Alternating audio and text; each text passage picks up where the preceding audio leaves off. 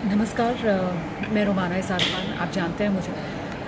अक्सर आती हूँ आपसे बात करने के लिए और आज मज़दूरों के मुद्दे पर मैं आपसे बात करने के लिए आई हूँ। देखिए, ताज़ा जो मामला है वो उत्तर प्रदेश के औरैया का है। औरैया में एक हादसा हुआ है और उस हादसे में 24 मज़दूरों की मौत हो गई है। ये जो हादसा हुआ वो ट्रक और कैंटर की टक्कर की वजह से हादसा हुआ। 24 मज़दूरों की जान चली गई है, 35 के करीब मज़दूर हैं जो घायल हुए हैं। अच्छा, जिस समय ये हादसा हुआ आपको ये जानना होगा कि मज़दूर जो हैं वो सफ़र नहीं कर रहे थे। उस वक्त वो एक चाय की दुकान पर खड़े हुए थे, चाय पी रहे थे, तभी मार्बल पाउडर ट्रक में लदे हुए थे। वो ट्रक आए और जो डीसीएम कैंटर है उसमें टक्कर उन्होंने मारी और फिर वो ट्रक पलटे। तो जब ट्रक पलटे तो वो जो मार्बल पाउडर था, उसी मार्बल पाउडर के अंदर जो मज़दूर वहाँ खड़े हुए थे सड़क किनारे चाय पी रहे थे, वो दफन होते चले गए। तो बड़ा भयावह सा ये हादसा जो हुआ है। अच्छा, ये जो औरैया में हादसा हुआ है, इसके शिकार मज़दूर जो हैं वो दरअसल दिल्ली से बिहार जा रहे थे, कोई झारखंड जा रहा था, कोई पश्चिम बंगाल जा रहा था। मरने वाले जो हैं 24 लोग जिनकी मौत हुई है, उनमें से झारखंड के बोकारो के 7 लोग बताए जा रहे हैं, पश्चिम बंगाल के पुरुलिया के 4 लोग हैं, बिहार के गया के 2 लोग हैं, उत्तर प्रदेश के कुशीनगर का है, कोई झांसी का है, कोई भदोही का है। ये पहला मौका नहीं है जब मज़दूर इस तरीके से हादसे के शिकार हुए। इससे पहले औरंगाबाद महाराष्ट्र जब रेल की पटरियों पर मज़दूर मालगाड़ी से कुचले गए थे, वो हादसा भी सामने आया था, उसने भी हम सबको झकझोरा था। इसके बाद आए दिन इसी तरीके के सड़क हादसे हमने देखा, जिसमें कहीं 6 मज़दूरों की जान जा रही है, कहीं 8 मज़दूर दम तोड़ रहे हैं, कभी मध्य प्रदेश में हादसा हो रहा है, कभी बिहार में हादसा हो रहा है, कभी उत्तर प्रदेश में हादसा हो रहा है। और इसी वजह से तो हर किसी की तरफ से बस मांग ये की जा रही है कि सरकार मज़दूरों को सुरक्षित उनके घर पहुंचा दीजिए। आप खुद सोचिए, ऐसा क्या गुनाह कर दिया है इन मज़दूरों ने। इस वक्त तो ऐसा लगता है जैसे सिर्फ और सिर्फ इन मज़दूरों की जो गरीबी है वही इनका सबसे बड़ा गुनाह है।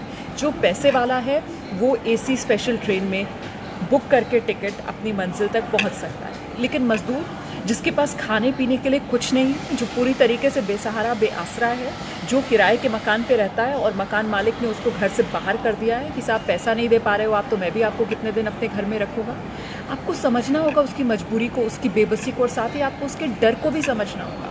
कोई बताने वाला नहीं, कोई समझाने वाला नहीं। ऐसे में उसकी समझ बस इतनी है कि अगर किसी तरीके से अपने घर पहुंच जाऊंगा तो शायद शहर की इस बीमारी से अपने गांव जाकर, अपनी मिट्टी में जाकर बच जाऊंगा। आप सोचिए ज़रा, इस समय वो मज़दूर अकेला है, तन्हा है और सड़क पर पैदल है, मजबूर। सरकारों की तरफ से कहा जाता है कि साहब श्रमिक एक्सप्रेस तो हमने चला दी। ऐसे में आप खुद सोचिए कि श्रमिक एक्सप्रेस चलाना क्या सरकार का अपनी जिम्मेदारी से पल्ला झाड़ना ज़्यादा नहीं नज़र आता है। और ये मैं क्यों कह रही हूँ, ये मैं इसलिए कह रही हूँ क्योंकि श्रमिक एक्सप्रेस जब सरकार चलाती है तो सरकार कहती है कि 2 राज्य आपस में सहमति बना लें। सहमति बनेगी उनमें तो फिर वो कह दें रेलवे से हम ट्रेन दे देंगे, हमारे पास ट्रेन खड़ी हुई हैं। यही तो कहते हैं ना भाई रेलवे वाले।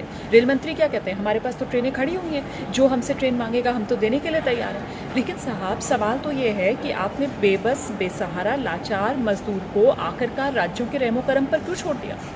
आप खुद सोचिए, अगर कोई एक बिल पास होना होता है संसद के अंदर, किसी बात पर सहमति बनानी होती है, तो ये अलग अलग राजनीतिक दलों के नेता आपस में संसद में तो सहमति बना नहीं पाते हैं। वहाँ तो जिसके पास नंबर होता है वही अपना बिल पास करा पाता है। ऐसे में राज्य सरकारें, जहाँ पर अलग अलग पॉलिटिकल पार्टीज़ की सरकारें हैं, उनमें आपने छोड़ दिया मजदूरों को उनके रहमे करम पर, ये सोचकर कि वो आपस में सहमति बना लेंगे।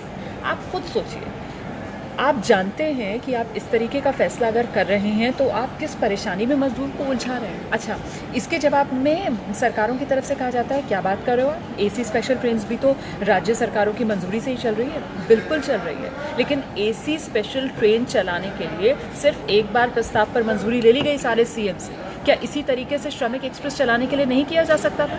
श्रमिक एक्सप्रेस के लिए तो आपको पता है पूरी तरीके से मालिक जो होगा वो एक तरीके से डीएम है।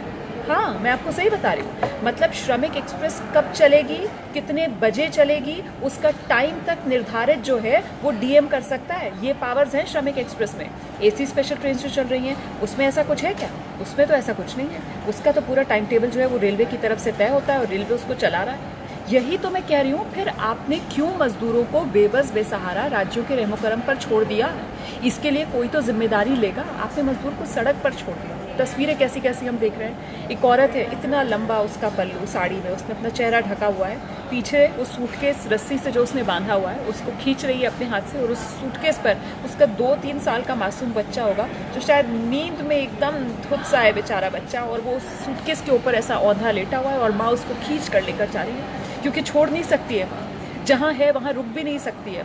अगर रुक जाएगी तो क्या खाएगी और मासूम को अपने क्या खिलाएगी। ऐसी हृदय विदारक तस्वीरें हैं। हमारे तो रिपोर्टर्स जो हैं, मैं एबीपी न्यूज़ में काम करती हूँ, आप जानते हैं मुझे, आप मुझे एंकर करते हुए देखते हैं। मेरा शो आता है संविधान की शपथ शाम 4 से 5 सोमवार से शुक्रवार। अच्छा, मैं लगातार अपने शो के ज़रिए भी इस मुद्दे को उठाया है मैंने। अभी तो हम 4 बजे जब आते हैं आजकल, तो वित्त मंत्री निर्मला सीतारमण जो 20 लाख करोड़ का आर्थिक पैकेज सरकार की तरफ से दिया गया है, वो उसी का ऐलान कर रही होती हैं। आज भी शाम 4 बजे वही प्रेस कॉन्फ्रेंस को करेंगी, तो हम उसको कवर करेंगे। लेकिन एबीपी न्यूज़ जिस चैनल में मैं हूँ वो भी पूरी तरीके से मज़दूरों के साथ है। हम मज़दूरों का दर्द दिखा रहे हैं। हमारे रिपोर्टर जो हैं वो रात रात भर मज़दूरों के साथ सफ़र करते हैं और उनकी तकलीफ़ अपने कैमरे में कैद करते हैं, ताकि आप देख पाएँ कि किस तरीके की जद्दोजहद से एक मज़दूर को इस समय गुजरना पड़ रहा है। आपको पता है इस समय बेहतर क्या हो? बेहतर ये हो कि सरकारें जो हैं वो एक एक नए नए आदेश पारित करने की बजाय, चिट्ठी पत्री का खेल करने की बजाय, कोई इस वक्त सबको सिर्फ ये करना चाहिए कि सड़क पर बसें उतार देनी चाहिए। कॉमन सेंस ये कहती है, आम समझ ये कहती है कि आप प्लीज़ बसेस चलवा दीजिए, आप बसेस उतार दीजिए सड़क पर। इतनी जो पब्लिक ट्रांसपोर्ट की बसेस हैं वो क्या कर रही हैं खड़े हुए डिपो में? उनको उतारिए, सड़कों पर लेकर आइए। उन जो जहां मजदूर दिखे बस में उसको कहिए कि आओ भैया बस में बैठो, हम तुम्हें तुम्हारे घर पहुंचा देते हैं। उसको उसके गांव घर के नज़दीक उतार दीजिए सरकार। इस समय मुझे लगता है हिंदुस्तान का हर नागरिक बेहद दुखी है उन तस्वीरों को देखकर जिसमें सिर्फ और सिर्फ अपमान नज़र आता है अपने उस मज़दूर भाई के लिए जिसने ज़िंदगी गुजार दी है हमारे लिए देश बनाते हुए। अरे असली देश निर्माता तो वही है। इस देश की औद्योगिक रीढ़ कौन है? सोचिए ज़रा।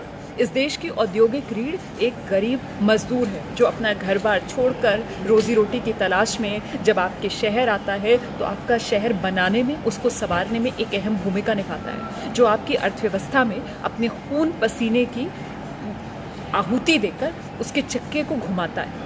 ये सब करता है हमारा मज़दूर भाई। और आज हमने अपने मज़दूर को किस हाल में छोड़ दिया है कि वो भूखा है, वो प्यासा है, वो नंगे पाँव है, उसके पैर में छाले पड़ चुके हैं, वो धूप की तपिश में तपता हुआ इस सड़क पर चले जा रहा है अपनी मंजिल की तरफ, और कोई उसका साथ देने को क्या कर रही हैं सरकारें? मुझे लगता है पार्टी लाइन से ऊपर उठकर केंद्र और राज्य सरकारों के ज़बरदस्ती के झमेले के अंदर इस मामले को ना फंसाकर प्लीज़ कोई ऐसा सामने आए जो इस समय ऐसी लीडरशिप दिखाए। लीडरशिप से ज़्यादा मुझे लगता है इंसानियत दिखाने का समय है ये समय कोई बड़ी बड़ी बातें, बड़े बड़े आश्वासन देने का नहीं है। ये समय एक्शन करने का है, और एक्शन ये है कि आप प्लीज़ जो भी हाईवेज़ हैं, जो सड़कें हैं, वहाँ पर आप उतार दीजिए जो बसेस हैं। आपकी जो भी पब्लिक ट्रांसपोर्ट की बसेस हैं आप उनको चलवाइए। जिस रूट पर आपको जहाँ कोई मजदूर भाई दिखे उसको बिठाइए, उसके परिवार को उस बस में सवार कीजिए ताकि उसको पैदल ना जाना पड़े और उसे उसकी मंजिल तक पहुँचा दीजिए। ये झूठ मूठ का ढोंग करना कि हमने ये कर दिया, हम मजदूर के लिए ये कर रहे हैं, ये बंद होना चाहिए। मजदूर सुरक्षित अपनी मंजिल तक पहुँचना चाहिए। मेरे मन में ये बात थी, मुझे लगा मैं आपके साथ शेयर करूं, इसीलिए आपसे बात करने के लिए आई। Thank you so much. किसी और मुद्दे पर फिर आपसे किसी दिन बात करूँगी।